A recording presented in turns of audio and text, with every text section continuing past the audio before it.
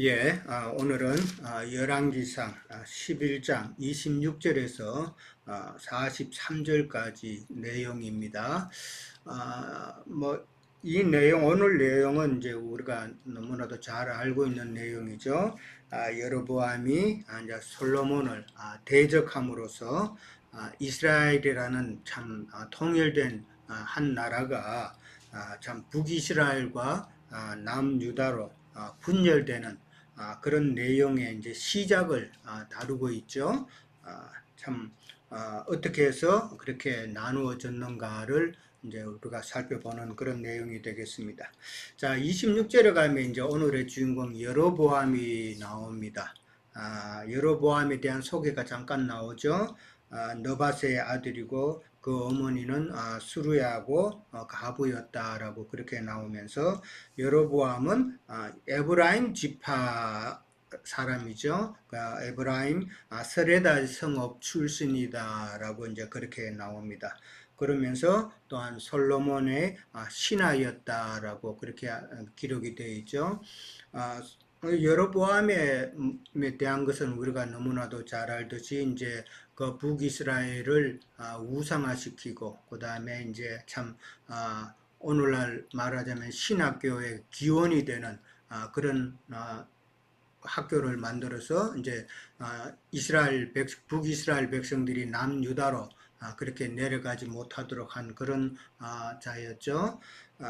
그 다음에 이제 27절에서 이제 28절에 가면은 여로보암이 이제 그 손을 들어서 이제 왕을 대적했다 그런데 이제 손을 들었다라는 말은 반역했다는 말이죠. 그러니까 반역했다는 그런 의미이기 때문에 손을 들어서 왕을 대적한 까닭은 이러하니라라고 이제 그렇게 반역한 이유를 이제 잠깐 기술하고 있습니다. 거기에 보면은 솔로몬이 밀로를 건축했다라고 그랬어요. 밀로라는 말은 지난번에도 말씀드렸지만은 예루살렘의 그 성벽 공사입니다. 성벽 공사를 하고 그 다음에 무너졌던 다윗의 성읍을 이제 수축하는 그런 참 공사를 했었죠. 그럴 때에 이제 솔로몬이 청년 여로보암이 참 열심히 일하는 것을 오늘 본문에 보면은 부지런하게 그렇게 일하는 것을 보고 여로보암을 세워서 요셉 족속의 일을 감독하게 했다라고 이제 그렇게 나옵니다. 감독하게 했다는 말은 이제 그 책임자로 그렇게 세웠다라는 그런 의미가 되겠죠. 자, 여기서 이제 간단하게 이제 이렇게만 설명이 되어 있는데, 여기에 이제, 문제는, 지금 밀로로 이제 성벽 공사를 하고, 그 다음에 다윗의 성읍을 이렇게 수축하는 이러한 그 내용은, 유다 지파의 성읍이다라는 것이죠. 지금 다윗의 성읍 같은 경우는 유다 지파가 담당해야 되는 성읍인데, 유다 지파가 보수 공사를 하고 그러는 것이 아니라 에브라임 지파에게 지금 맡겼다라는 것이죠. 그러니까 에브라임 지파가 이제 맡아서 하면서 일도 심하게 시키고 이러다 보니까 에브라임 지파 사람들이 불만이 이제 일어났다라고 이제 그렇게 보면 되겠습니다. 그러니까 유다 지파는 이제 육적 장자 지파잖아요. 그리고 이제 에브라임 지파라 그러면은 영적인 그런 장자 지파로 이제 우리가 이제 알고 있는데 바로 육적 장자 지파와 영적 장자 지파의 어떤 경쟁 관계를 조금 엿볼 수 있는 그런 내용이다라는 것이죠. 그러니까 여기서 보면은 당연히 자기 지파 일이 아닌데 참 유다 지파가 해야 될 일인데 에브라임 지파 사람들이 고생하면은 기쁜 마음으로 할 수가 없겠죠. 그리고 이제 에브라임 지파의 일이라고 이제 하지 않고 갑자기 이제 요셉 족속의 일이라고 이제 그렇게 또 표현이 나옵니다. 이것은 이제 에브라임 지파가 빠졌다는 이야기죠. 참 요셉 족속의 일이라고 표현한 것은 이제 에브라임 지파가 이제 빠진 건데 그 빠진 이유는 이제 여로보암이 에브라임 지파로서 우상 숭배를 하고 참 악을 행했기 때문에 그런 것이 아닌가 우리가 생각해 볼 수가 있죠. 그 다음에 이제 이 에브라임 지파는 북이스라엘의 그 열 족속 중에서 그래도 가장 영향력이 있는 그런 지파였다라고 이제 생각을 해볼 수가 있고요. 그 다음에 이제 29절에서 30절에 가면은 여로보암이 예루살렘에서 나갈 때에라고 돼 있는데, 뭐 아무도 예루살렘에 공사를 하고 이제 나갈 때였겠죠. 나갈 때 실로 사람 선지자 아히야를 길에서 만났다라고 나옵니다. 그런데 그 선지자 아히야는 이제 새 의복을 입고 있었고, 이제 그 두 사람만 들에 있을 때에 아히야가 자기가 입고 있던 그 새 옷을 12조각으로 찢는 그런 내용이 기록이 되어 있습니다. 실로 사람 선지자 아히야라고 그렇게 나와 있는데 이 실로는 에브라임 지파 성읍이죠. 에브라임 지파 성읍 실로 사람이고 그 다음에 실로의 제사장 가문의 선지자다라고 그렇게 이해를 하면 되겠고, 근데 이 아히야가 새 의복을 입고 있었다라고 그렇게 이야기를 합니다. 새 의복이라는 것은 참 솔로몬의 그 새 시대를 의미한다라고 이제 보면 되겠죠. 솔로몬의 그 새 시대의 옷을 지금 입고 있었다라고 보면 되고, 그 다음에 이제 시대적으로도 새 의복이라는 것은 이제 복음이 전파되고 난 그 사도 시대 이후에 그 때를 좀 의미하는 그런 내용도 있다라고 이제 저는 생각을 해봅니다.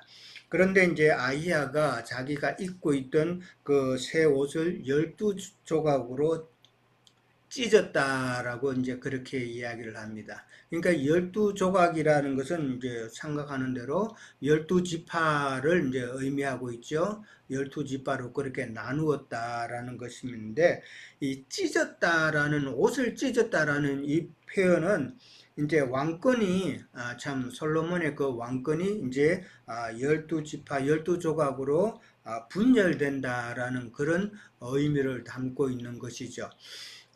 우리가 저 사무엘상에서 참 사무엘이라는 선지자가 이제 사울을 만나는 내용이 나오죠.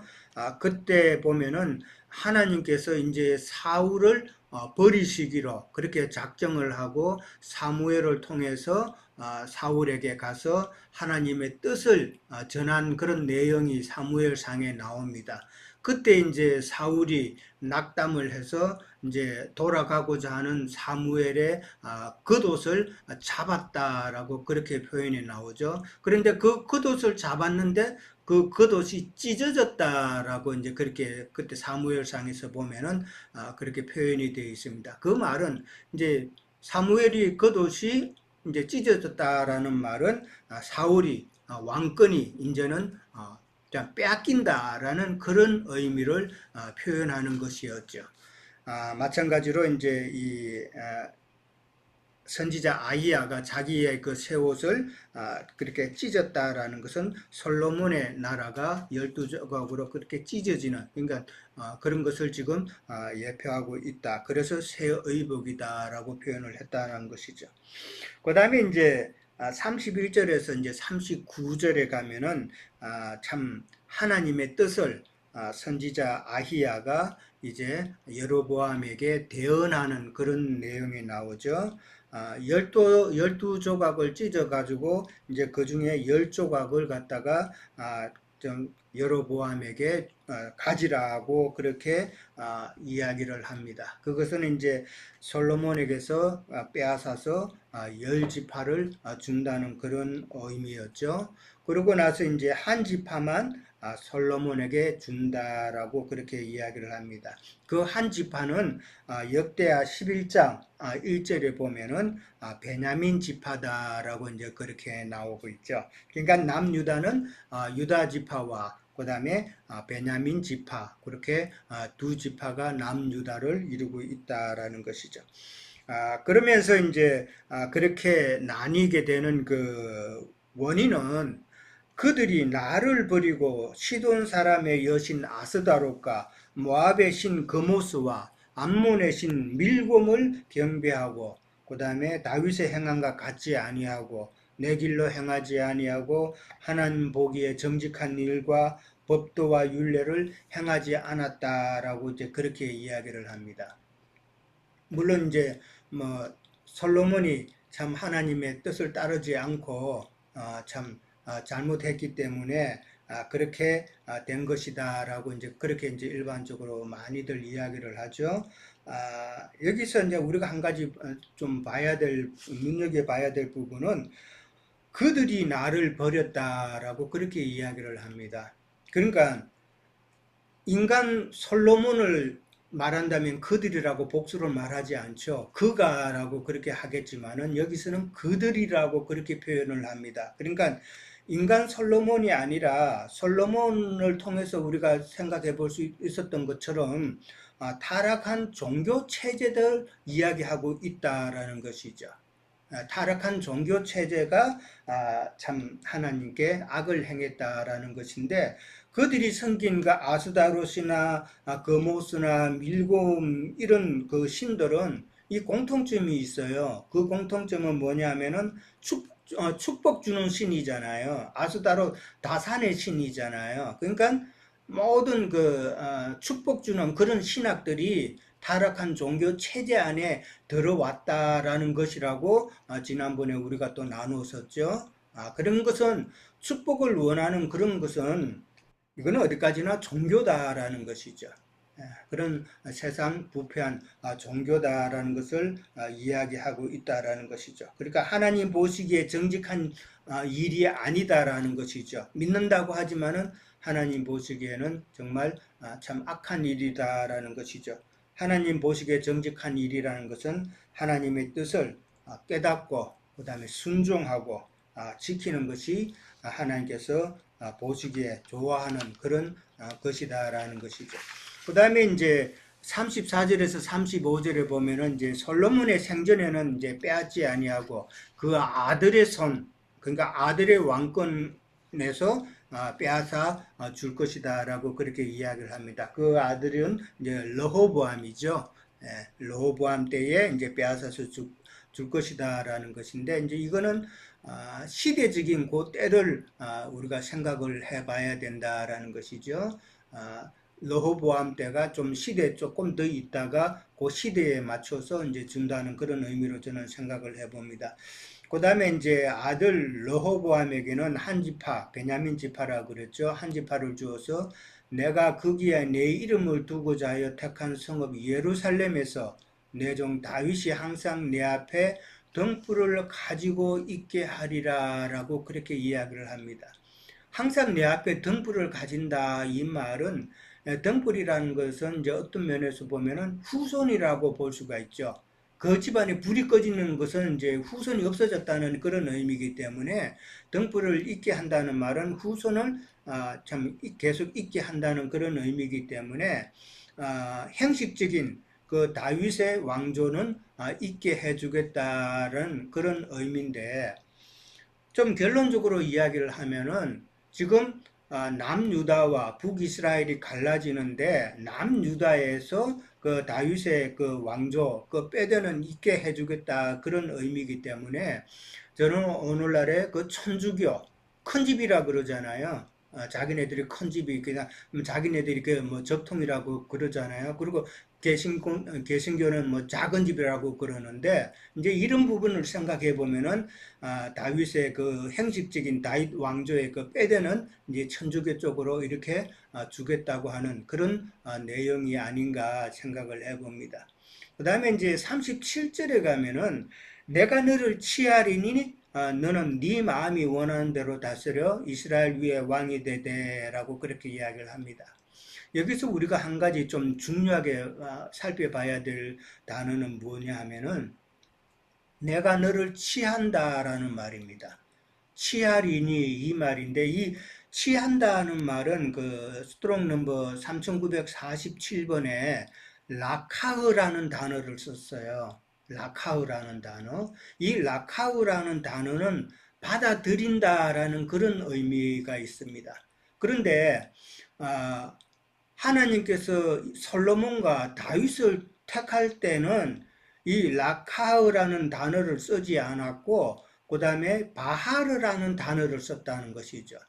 그러니까 바하르라는 단어는 선택하다라는 그런 의미죠. 그러니까 받아들이는 거하고 선택하는 거하고는 전혀 다른 내용입니다. 선택하다라는 것은 하나님께서 기뻐하심으로 그것을 선택했다는 그런 의미가 있지만은 라카흐라는 그 받아들인다라는 말은 기쁨이 아니라 어쩔 수 없이 받아들이는 그런 내용이죠. 그러니까 하나님께서 여로보암을 지금 왕으로 세우기는 했지만은 그러나 하나님이 기뻐서 그렇게 세운 것은 아니다라는 그런 의미죠. 그러면 이 르호보암은 북이스라엘을 왕으로 세웠다는 말은 신약 교회 시대에 종교 개혁으로 인한 개신교를 지금 말하고 있는 것이 아닌가 이제 그렇게 저는 생각해 봅니다. 그러니까 앞에서 말했던 그 솔로몬이 여러 가지 억압 정책, 그 에브라임 지파를 갖다가 예루살렘 성전을 수축을 하면서 에브라임 지파를 갖다가 힘들게 했던 그런 모습은 바로 종교 체제 안에서 참 억압을 통해서 많은 그 사람들이 고통을 받았던 그 모습이다라고 이제 생각해 볼 수가 있겠죠. 그러니까 타락한 그런 종교 체제로 인하여서 많은 사람들이 참 진리에서 떠나서 그렇게 행동을 했기 때문에 많은 사람들이 개혁을 했다라고 이제 그렇게 이제 우리가 생각해 볼 수가 있죠. 그러니까 솔로몬의 그 타락으로 인해서 나라가 분열되었다라고 그렇게 문자적으로만 생각하는 것보다는 그런 타락한 종교 체제로 인해서 참 교회 시대에 참 종교 개혁이 일어났다라고 그렇게 보면은 좀 더 이해가 쉽게 되리라 생각을 해봅니다. 그러나 이제 그 개혁은 완전한 개혁은 아니었죠.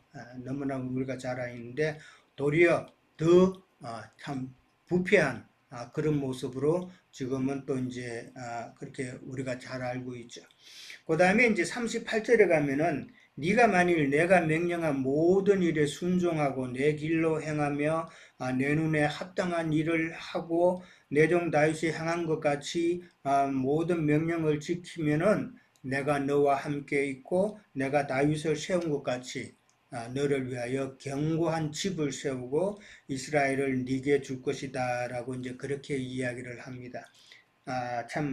르호보암에게 이런 약속을 해줬는데 견고한 집을 세운다고 그랬는데 사실 여로보암은 얼마 못 갔죠. 그 왕조가 자기와 그 다음에 자기 아들은 2년밖에 왕위를 있지 못했죠. 그 아들이 이름이 나답인데, 그러니까 여로보암은 22년을 갖다가 통치를 했지만은 그 아들 나답은 2년 만에 자기 그 왕조가 무너졌다. 그 다음에 이제 2대째 그 왕조에게 이제 넘어갔죠.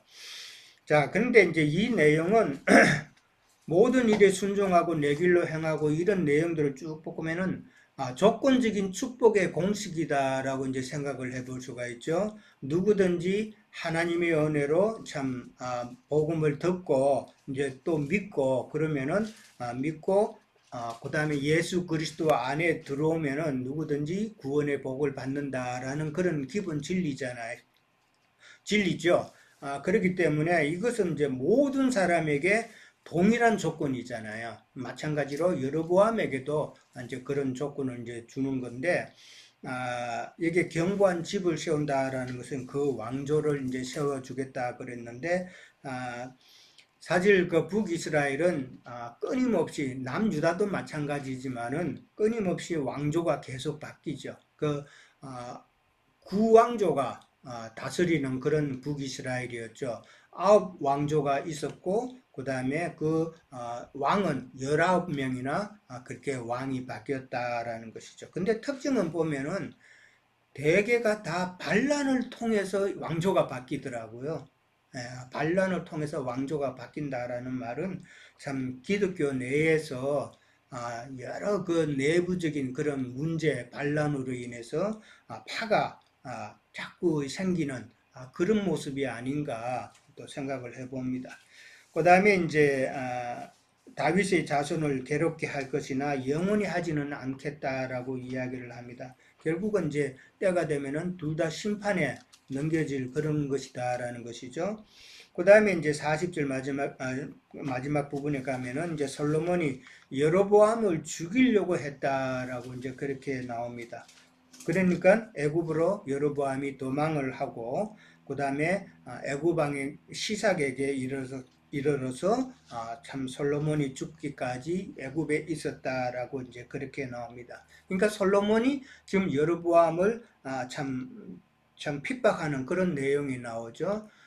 어떻게 솔로몬이 여로보암의 그 내용을 알았는지 아까 분명히 아히야 그 선지자와 그 다음에 여로보암이 들에서 그렇게 만나서 둘이만 있을 때에 참 하나님의 뜻을 전달했다 그랬잖아요. 들에서 있다는 말은 하나님께서 엄밀한 중에 그렇게 말씀하셨다라고 이제 그렇게 이해가 되는데 엄밀한 중에 그렇게 이야기를 했는데 솔로몬이 알았다라는 것이죠. 예. 이제 이런 내용은 로마교의 그 핍박, 그 다음에 로마교에서 나왔던 또 영국 성공회가 또 핍박을 했죠. 그 다음에 이제 그 왕실도 참 많은 복음을 참 알기를 원하는 행제의 무리라든지 그런 자들을 핍박을 했죠. 그래서 결국은 또 미국까지 이제 메이플라워를 타고 그 건너오는 그런 일이 또 있었죠. 그런 것을 다 연결해서 생각해 볼 수가 있다라는 것이죠. 그 다음에 이제 41절에서 이제 43절 가면은 이제 솔로몬이 이제 죽는 내용이 나옵니다. 아주 간단하게 기록이 돼 있어요. 역대하에도 이제 보면은 이제 기록이 나와 있는데 솔로몬의 행적은 솔로몬의 실록에 기록이 되었다 그렇게 나와 있고 솔로몬이 40년간 왕위에 있었다라고 그렇게 또 나와 있고 그 다음에 이제 그 나중에 르호보암이죠. 자기 아들 르호보암에게 참 왕위가 넘겨졌다라는 그런 내용으로 이제 나와 있습니다. 솔로몬이 사람들이 이제 생각할 때에 솔로몬을 상당히 이해하기가 어렵다고 이제 그렇게 생각들을 하고 있죠.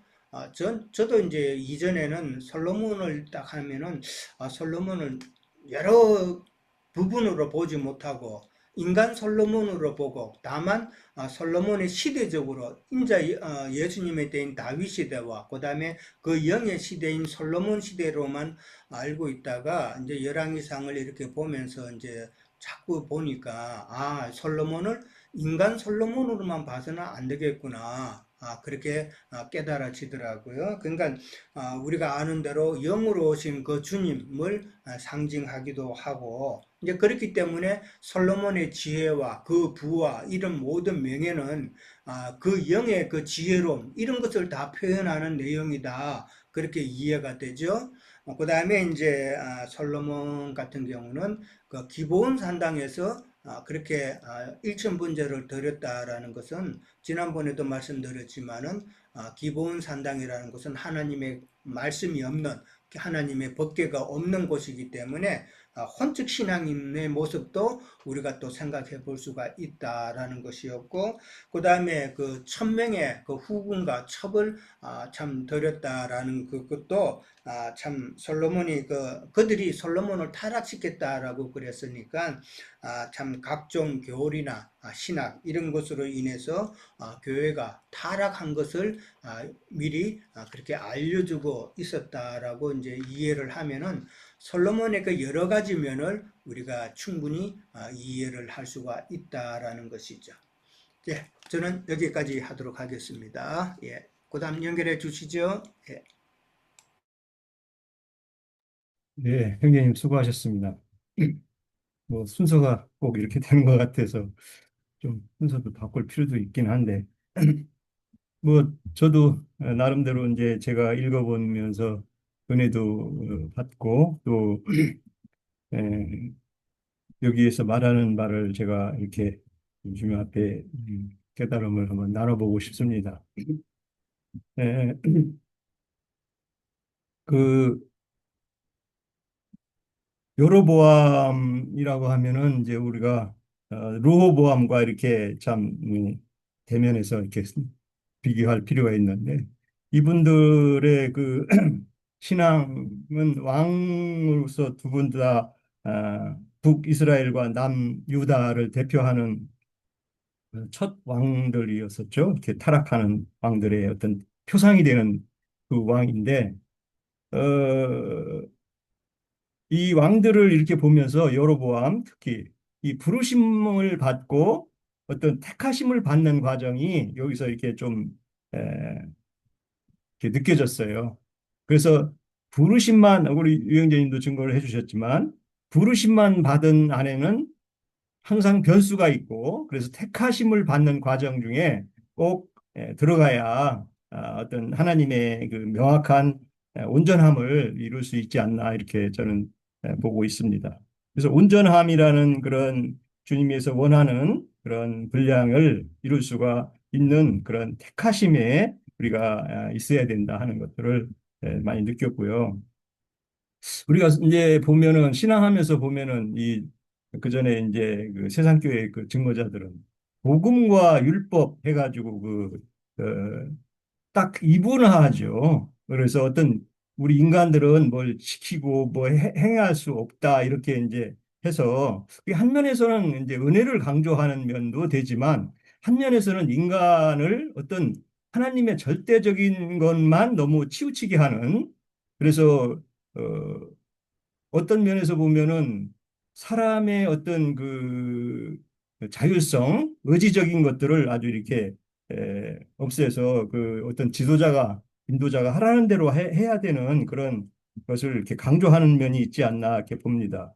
그래서 여기서 보면은 법도와 율례 그 33절 그리고 38절에는 율례와 명령 이렇게 에, 말씀을 주시는데 우리가 명령과 율례 이런 그 말씀과 그 구약의 이제 그 율법을 주신 거하고는 이제 명확히 좀 다르지요. 예.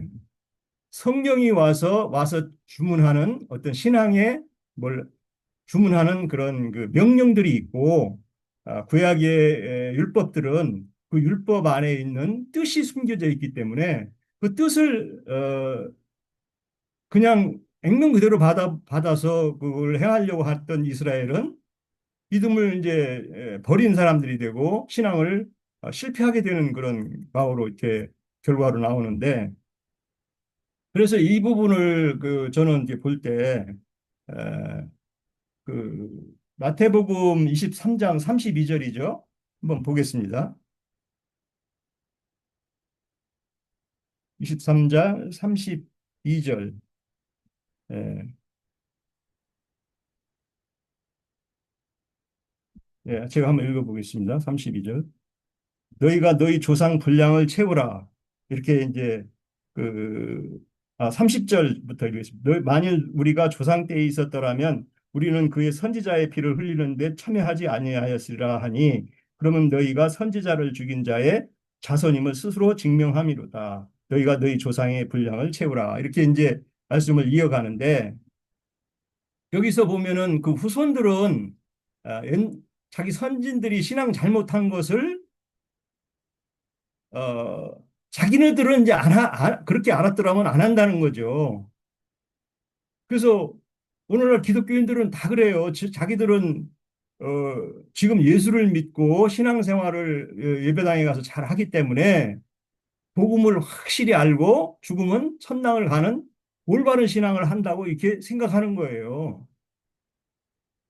구약의 그 믿음의 조상들인 그 이스라엘 사람들이 율법으로 멸망받았고 그 멸망의 후손인 이스라엘 예수님 오셨을 때 유대인들이 어, 실패를 한 것이 자기들은 지금에는 실패가 없다는 걸로 이렇게 이걸 이해해서 신앙 여정을 이어가는 거죠.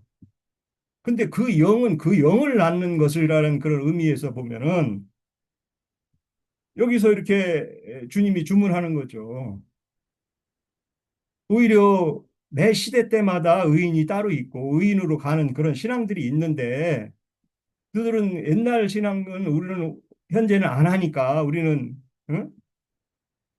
다 깨달은 자다 이렇게 스스로 하고 있지만 여기 뭐 뒤에 이어지는 말들은 이제 아벨의 피로부터 성전 제단사에 죽은 바가랴의 아들 사가랴까지 너희들 책임이 다 온전하게 세우게 된다 하는 말로 이제 이어가는데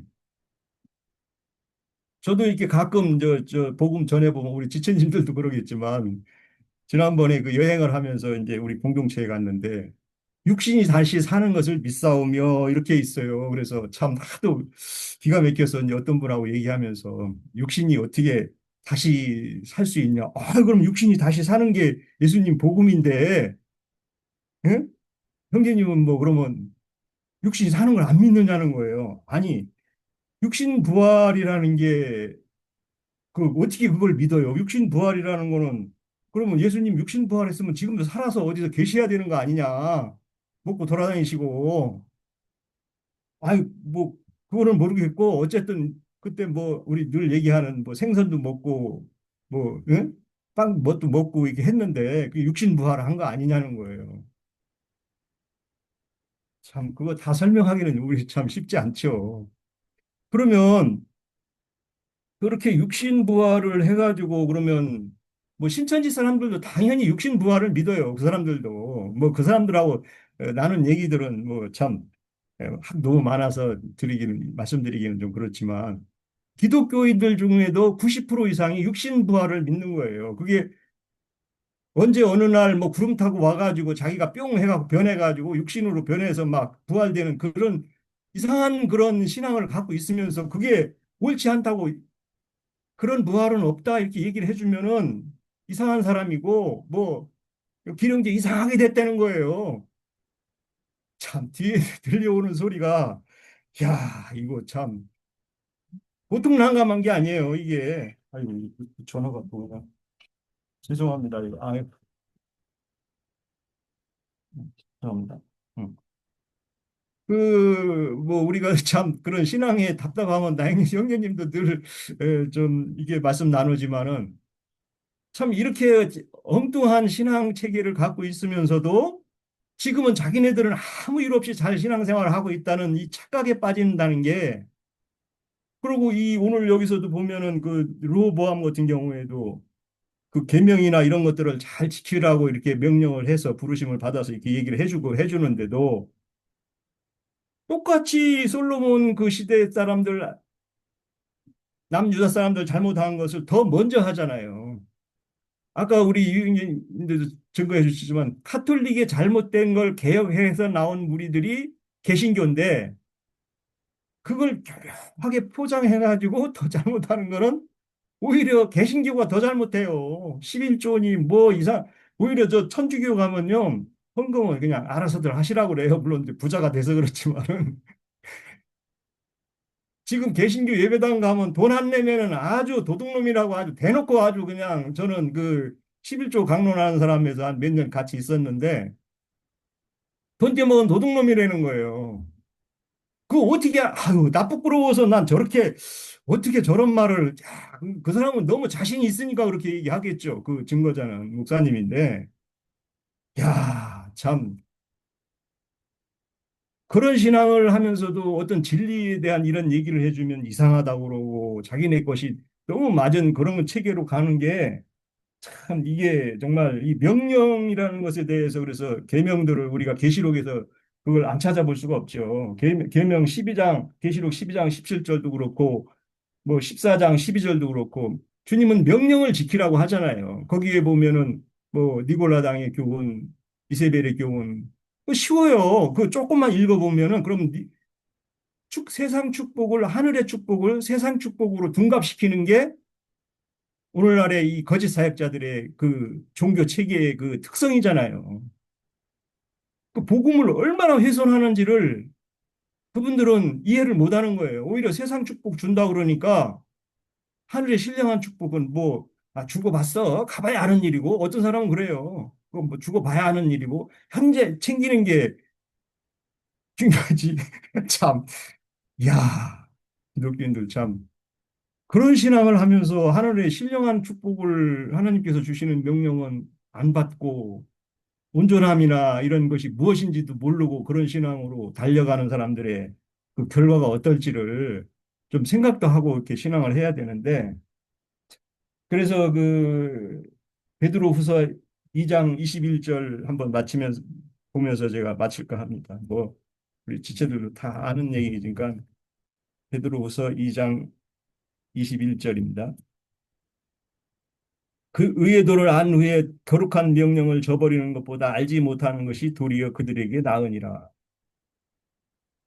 이런 명령은 사람이 지켜야 되는 주님 안에서 그것을 지켜야 되는 말씀들로 우리가 받아야 되잖아요. 이걸 율법이라고 생각하면 안 되잖아요.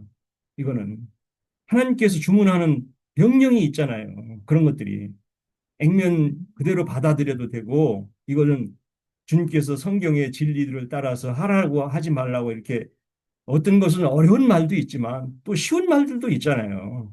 오늘 저기 뭐야 여로보암에게 하는 말들은 이게 쉬운 말들이거든요. 그때 당시도 여로보암이 좀 마음을 열고 주님으로부터 열 지파를 자기에게 주겠다고 하는 이런 것을 해서 다윗에게 세운 견고한 집을 주님의 집을 이렇게 가는 길을 주리라고 하는 명령인데 이 부르심만 받은 안에서 자기 그 위치나 확보하고 자기 영광을 찾으려고 하니까 하늘의 계시는 열리질 않는 거죠.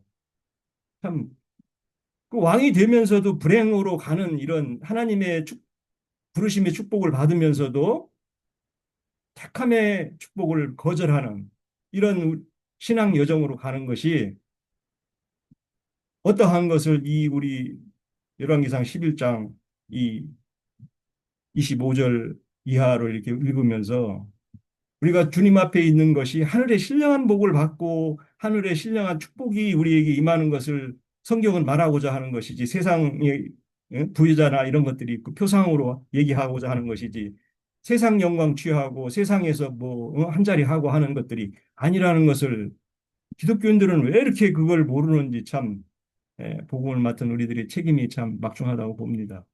마치겠습니다. 예, 또 순서대로 계속하죠? 네, 저는 성경 한 군데만 좀 찾아보죠. 그 에스겔서 18장인데요. 구약 성경 1174면입니다.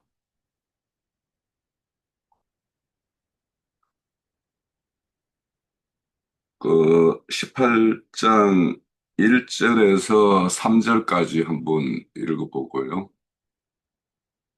4절까지 읽어봅시다.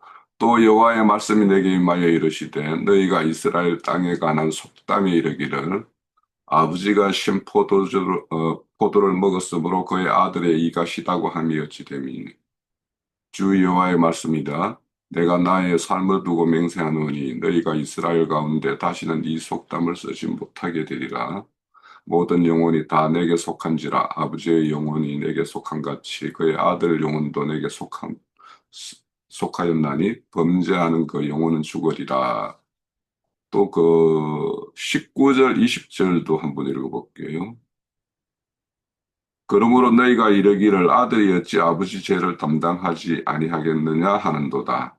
아들이 정의와 공의를 행하며 내 모든 율례를 지켜 행하면 그는 반드시 살려니와 범죄하는 그 영혼을 죽을지라. 아들은 아버지의 죄를 담당하지 아니할 것이요 아버지는 아들의 죄악을 담당하지 아니하리니 의인의 공의도 자기에게 돌아가고 악인의 악도 자기에게 돌아가리라 이런 말씀입니다. 저는 이제 그 열왕기 11장을 읽으면서 이제 이 말씀이 좀 생각이 났어요. 왜 솔로몬이 죄악을 이렇게 범해함으로 인해 가지고 아들의 때에 이렇게 행할 것을 미리 이렇게 말씀을 하시는가. 그래서 우리가 흔히 이제 뭐 신학하는 사람들이 뭐 애지애정 뭐 이런 말도 하고 하는데 이제 우리가 이제 내주에 볼 이제 12장부터는 이제 르호보암의 어떤 시대에 대한 이야기를 할 텐데 그러면 솔로몬이 이렇게 죄를 범하였는데 그 아들 르호보암이 뭐를 행했다면 하나님이 지금 11장에서 이런 심판을 이렇게 예언한 것들이 예, 이루어졌을까? 그러면은 이제 어떤 솔로몬의 어떤 제약의 심판은 그러면 그 심판에 대해서는 이게 어떻게 행해질까? 뭐 이런 것들을 좀 이렇게 생각을 해보게 되었어요. 그래서 우리가 성경에 보면 이제 이런 말씀 금방 우리 에스겔서 18장에 이렇게 읽어본 말씀도 있지만 그 성경에 보면 이제 거럭을 들어서 이렇게 말씀을 하시는 경우가 있죠. 이제 비썰거럭이나 천이썰거럭이 있고 또 진노의 거럭이 있는가 하면 그 국률의 거럭이 있다라고 이렇게 말씀을 해요. 그러면 이제 하나님은 어떤 징계와 심판을 행할 때 우리가 11장에서 앞에서 이제 지난주에 다뤄봤던 내용에도 보면은 두 대적자를 이렇게 세워서 솔로몬에게 이렇게 징계의 어떤 행하는 모습을 보여요. 그러면 이제 분명히 하나님의 어떤 징계를 하기 위해서는 또 심판을 하기 위해서는 누군가 사람을 세워야 되는데 그 사람의 어떤 사람이 이제 그런 일을 담당하게 되는가 하는 것들을 좀 이제 생각을 해보면 그 일에 반드시 무조건 있어야 되죠. 어떤 사람이 있어야 돼요. 예수님을 이렇게 십자가에 이렇게 달려 죽게 하기 위해서는 가룟 유다가 반드시 필요하죠. 근데 그 어떤 자에 속하여 그런 어떤, 이 말씀이 살아있는 한 늘 이렇게, 어, 하나님의 어떤 그런 심판의 어떤 대상자로 이렇게 예, 가름이 되는 자가 있는가 하면 하나님에 속하여 이렇게 구원을 얻는 자로 이렇게 나누어지는 것을 우리가 이렇게 보게 돼요. 그래서 우리가 이제 이런 어떤 르호보암 같은 경우 솔로몬이 그렇게 했다 하더라도 그 아들이 이렇게 어렵게 행했다라면 음, 어, 르호보암 시대 때 이런 어떤 분열의 어떤 그런 것이 있었겠는가. 그런데 르호보암 역시 이렇게 결헛된 길을 갔으니까 또 그것을 하나님은 아시니까 그 아들 때에 이런 어떤 심판을 행할 것을 이렇게 말씀하시는 것을 이제 보게 되고 음, 저는 이제 또 왜 심판을 이렇게 다른 여러 심판들이 성경에는 등장을 하잖아요. 등장을 하는데 왜 꼭 이 12지파를 두 지파, 열 지파로 이렇게 나뉘는 심판을 이렇게 행했을까? 이런 것들도 한번 좀 이렇게 생각을 해보면 결국에는 이제 그 솔로몬의 어떤 제약이 이제 우리 그 십계명 중에서 첫째 계명이 나 외에 다른 신을 섬기지 말으라고 그랬는데 결국에는 자신의 어떤 그 하나님의 어떤 그 의로운 어떤 지혜를 이거는 뭐 자기 지혜라고 해야 될지 자기의 깨라고 해야 될지 모르겠지만 자기가 이룬 그 왕국을 자신의 어떤 그런 깨에 의해서 이렇게 지키기 위해서 이방 여인과 많은 이렇게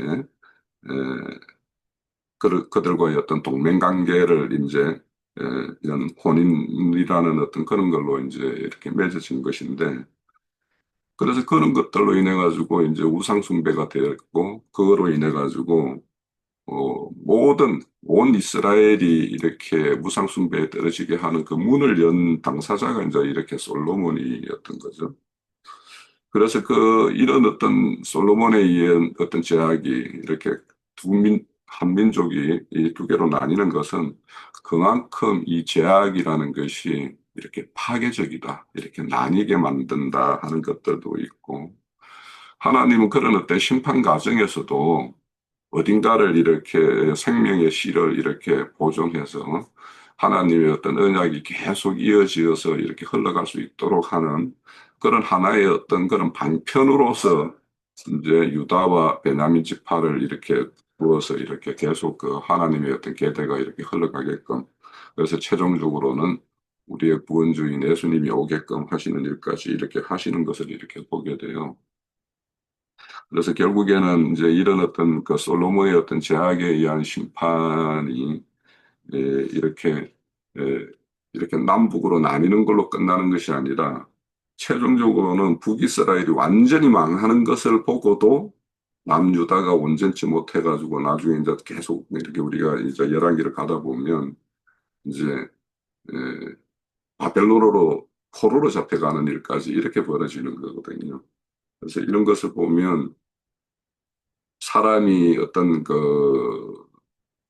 이런 어떤 기록된 말씀이나 어떤 우리 주변에서 일어나는 일들을 직접 이렇게 목도를 하면서도 참 교훈받기가 어렵다라는 것이 또 어, 우리가 이렇게 성경을 보면서 또 우리 각자의 어떤 신앙 과정에서의 우리가 이렇게 곁길로 이렇게 행하는 어떤 그런 어떤 부분들 이런 것들을 한번 이렇게 생각해 볼 필요가 있겠다는 생각이 들고요. 그래서 이제 우리 성경에는 항상 이렇게 대조적인, 그래서 앞서서 말했듯이 이렇게 국률의 거력이 있는가 하면 이제 진노의 거력이 있고, 그런데 이제 디모데후서 2장에 보면 그런 말씀도 있어요. 이제 큰 집에는 뭐 이렇게 건거럭 나무 거럭 뭐 칠거럭도 있는데, 예. 그래서 이 거럭은 이제 하나님의 어떤 용도에 의해서 그 재료들을 이렇게 선택해 가지고 이렇게 거럭을 만들었지만 그 그릇들을 자기 스스로 그 그릇을 잘 깨끗하게 하고 이렇게 거룩하게 하면 하나님 쓰기에 합당하면 이제 모든 선한 일에 이렇게 쓴다고 하셨어요. 그래서 우리가 이렇게 뭐 어떤 재료로 각자가 어떤 용도로 이렇게 하나님이 이렇게 지었던 간에 그 용도에 합당하게 쓸 수 있게끔 우리 스스로가 이렇게 거룩하게 하고 깨끗하게 하는 것이 이제 제일 중요한 것이고 그래서 뭐, 다른 데에도 이렇게 보면 너희를 뭐, 어, 의의 병기로, 이렇게 너희 지체를 의의 병기로 이렇게 쓰임이 되도록 이렇게 하고, 악의 병기가 되지 않도록 이렇게 하라는 이런 말씀도 있는데, 오늘 이렇게 이제, 비록 솔로몬의 어떤 그런 제약으로 인해서 그 아들 때에 이렇게 심판이 행해졌지만, 그 아들 르호보암이 이렇게 의롭게 행했다라면, 그것이 어떻게 이제 솔로몬의 제약은 다른 형태의 어떤 심판이 있었겠죠. 이것을 그렇게 없는 걸로 하고 가는 것은 하나님의 공의의 하나님이 아니니까. 만약에 아들 대에 르호보암이 잘할 것이다. 그러니까 머나세의 아들 뭡니까? 어, 아이고 이름이 생각이 안 나네. 그 왕 같은 경우에는 얼마나 하나님에게 이제 의롭게 함으로 인해 가지고 아버지의 제약이 그 아들 때의 어떤 심판으로 나오는 것은 아니었기 때문에 만약에 이제 로보암이 잘했다라면 솔로몬 시대 때 뭐 다른 어떤 기근이나 뭐 다른 걸로 이렇게 심판이 이제 당대에 어떻게 해제질 수도 있었을 것인데 그것도 이제 그 다윗을 생각해서 이제 솔로몬의 어떤 그런 제약을 그 당대에 이렇게 심판을 행하지 않고 아들 대에 행한다라는 이런 것에 대해서도 우리가 이안을 받을 것도 있고 교훈받을 것도 있지만 또 솔로몬의 어떤 솔로몬 시대 때 심판이 그 아들 대에 이렇게 이루어질 것이다라는 거 하는 이것도 그 아들의 입장에서 이제 어떻게 행함에 따라서는 하나님은 또 국류를 이렇게 베풀 수도 있었을 것인데라는 생각이 들어서 하나님의 어떤 심판과 그 국률 이런 것들을 우리가 이제 오늘 이런 말씀 보면은 어떻게 흘러가는가 하는 것들을 우리가 좀 생각해 보면서 우리의 어떤 신앙이나 어떤 노선 이런 것들을 한번 이렇게 챙겨볼 필요가 있겠다 이런 생각을 했습니다. 예, 감사합니다. 자, 그럼 혹시 또 다른 뭐 추가로 하실 말씀은 없으신가요? 다른 지체분들? 예. 그럼 우리 장로 행자님 혹시 추가로 부언하실 말씀 있으시면은 해 주시고 마치도록 하죠. 예. 오늘 말씀에서 나는 한 네 가지를 이렇게 메모를 해놨는데, 첫째는 하나님의 신실하심과 인간의 변질이라고 하는 면을 생각을 해가면서 들었고요. 다윗과 하나님은 거짓을 말할 수 없는 하나님이시기 때문에 다윗과 언약을 맺은 것이 있었어요. 다윗이 분경에 처해 있을 때도 단 한 가지 믿고 의지하고 붙잡은 것은 언약 말씀이었거든요. 예, 네 이를 이을 자가 끊어지지 않게 해주겠다라고 하는 이건 습관 약속이었고 그 약속 때문에 어떤 어려움도 이기고 견뎌내고 결국은 다윗 왕국이 예루살렘으로 이제 귀환한 다음에 33년 치리를 그 하는 동안에 선종을 베풀다가 생애를 마친 걸 우리가 잘 알고 있어요. 하나님의 약속은 신실하다. 그런데 인간은 쉽게 변질될 소지가 많다는 거예요. 거짓된 건 인간이지 하나님이 거짓될 수는 없는 거니까. 연관해서 하나님의 상과 벌이라고 하는 것을 이제 우리가 생각을 해보면 우리 인생사에서도 나에게 하늘이 주신 가장 큰 상은 무엇인가? 뭐 물론 첫째는 아내이지만 그 아내를 통해서 나의 어떤 자식을 하나님이 주셨는가가 그게 내가 상을 받은 사람인지 벌을 받은 사람인지를 가늠을 할 수가 있는 것이거든요. 그 자여손이 오늘 이제 다윗의 자여손 이야기를 이어갔는데 하나님은 의를 행하셔야 하는 분이고 또한 그분의 그 자비와 긍휼도 행하시는 분이기 때문에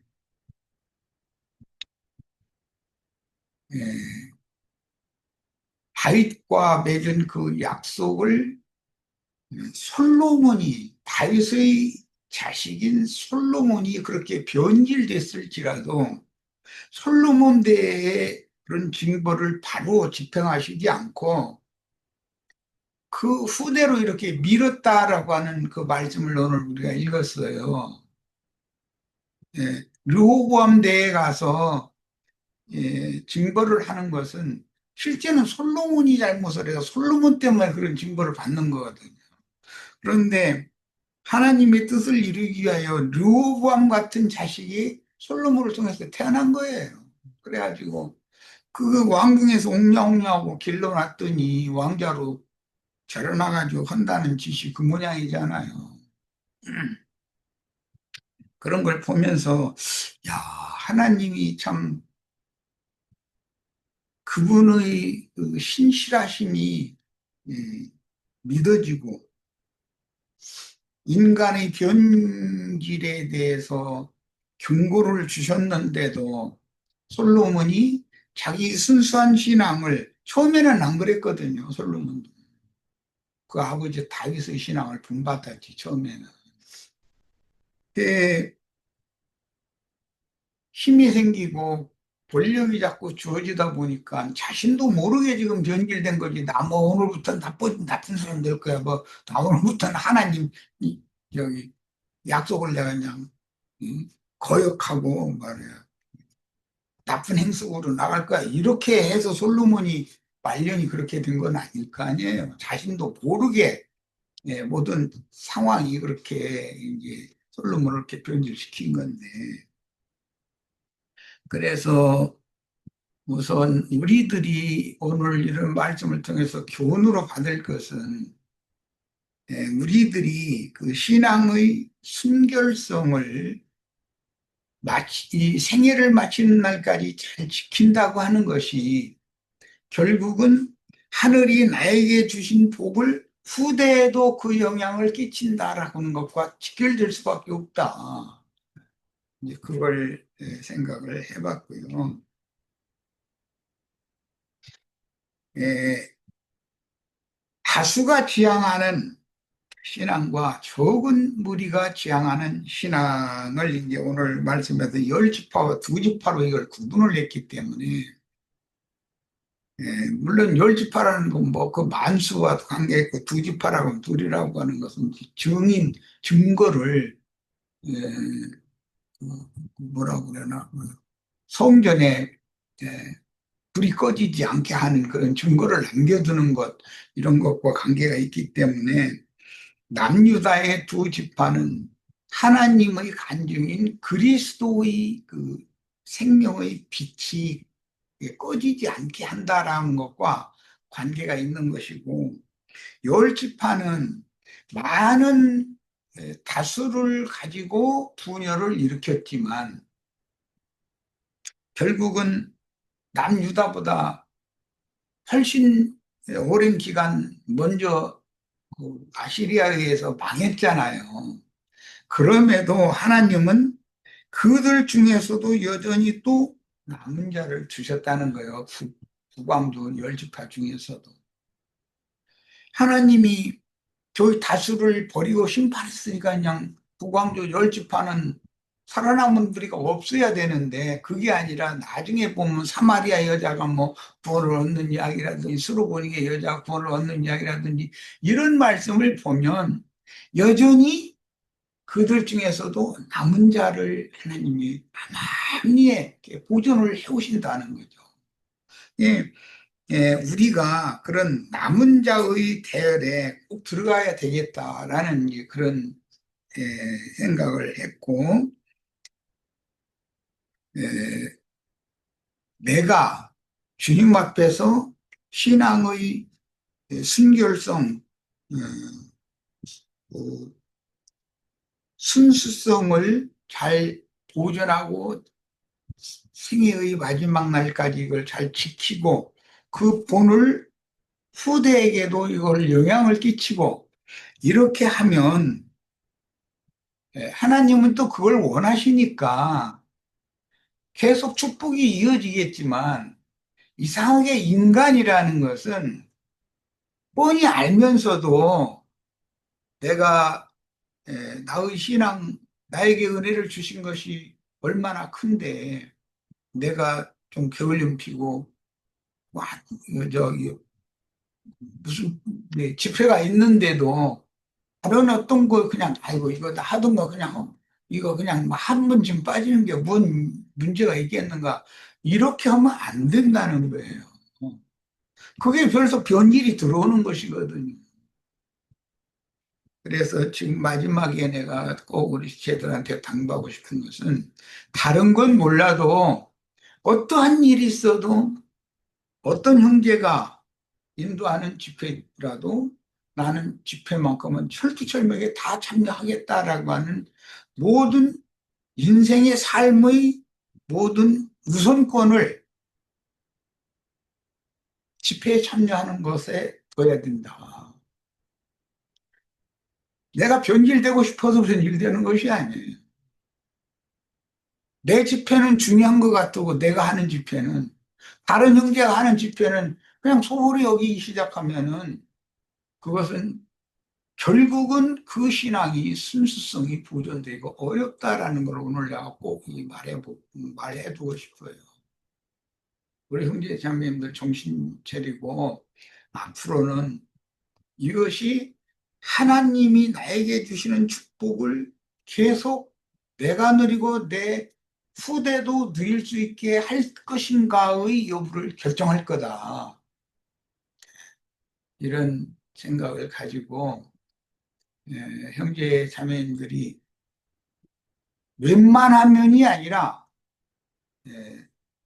무조건 집회는 잘 참여해서 집회를 같이 동참하고 동역하고 해서 집회가 세워져야 전도도 되는 거예요. 그 집회에 우리 오늘 뭐 이런 예를 들어서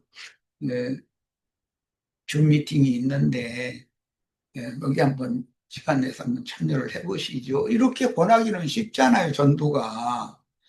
그런데 그 집회가 서로 동역하고 집회를 풍성하게 세웠으면, 이게 신선하다. 예배당에 가서 목사한테 일방적인 설교 듣고, 축도받고, 헌금 내고, 돌아오고. 그것을 하루나 이틀만 하는 게 아니라 습관적으로 계속 그렇게 하거든요. 이것은 아닌데 하는 분들도 있을 거 아니겠어요? 이것이 무슨 신령과 진정으로 영 안에서 예배하는 것일까? 습관적인 그 모임, 히브리서에는 습관적인 그 집회를 폐하고 자율적인 모임을 세워라 이렇게 명확하게 글자로 이렇게 돼 있잖아요. 그런데 그 목사 설교, 신부나 목사가 설교하는 얘기, 집전하는 그걸 그냥 따라서 흉내내다가 돌아오고, 다음 주에 가서 또 그러고, 그 다음 주에 가서 또 그러고, 수년이 지나도 똑같은 짓을 하는 거거든요. 그런데 그건 틀에 박힌 형식적인 유대교인들의 그 종교일에 행하는 일이지, 그것이 어디 자율적인 내 안에 살아계신 주님이 살아계셔서 그분이 나를 통해서 뭔가 너 오늘은 이 얘기 해 하면 그 당연히 주님이 말씀을 하시도록 내 입을 빌려드려야 되는 건 너무 당연한 건데 이런 집회를 해야 되잖아요. 이런 것을 우리 지체들이 좀 마음에 잘 담아두셔서 집회를 소홀히 여기지 말고 참여를 해야 되겠다. 또 뿐만 아니라 풍성하게 동역을 해서 집회를 세워야 되겠다.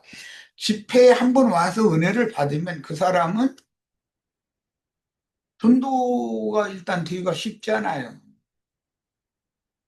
이제 우리가 전도가 안 된다고만 생각하지 말고 내가 우선은 어디에 나가서 사람을 만나서 이렇게 전도를 하는 것도 중요하지만 집회를 우선 건강하게 풍성하게 세워놓고 이런 집회가 몇 시에 있는데 한번 참여해봐라. 그리고 주소를 일러주고 뭐 지금 미팅 주소를 그한테도 보내줘. 한번 참여해봐라. 해서 은혜가 되면 전도가 될 거 아니겠어요? 은혜가 안 되면 억지로는 만질 수 없죠. 그야. 근데 이렇게 이런 생각을 해가면서 들었어요. 오늘 말씀을. 우리가 솔로몬 때 이야기, 르호보암 때 이야기, 그 후대의 이야기, 이렇게 옛날에 있었던 이야기로 끝낼 게 아니라 오늘 나의 신앙 생활과 이게 직접적으로 연계를 해야만 이것이 믿음의 말씀이 되지 않을까. 그냥 객관적인 말로 듣지 말고 나에게 적용하는 믿음의 말씀으로 또 우리 모두에게 축복이 되는 말씀을 이렇게 받았으면 하는 그런 간절한 마음이 있습니다. 예, 마칩니다. 예, 감사합니다.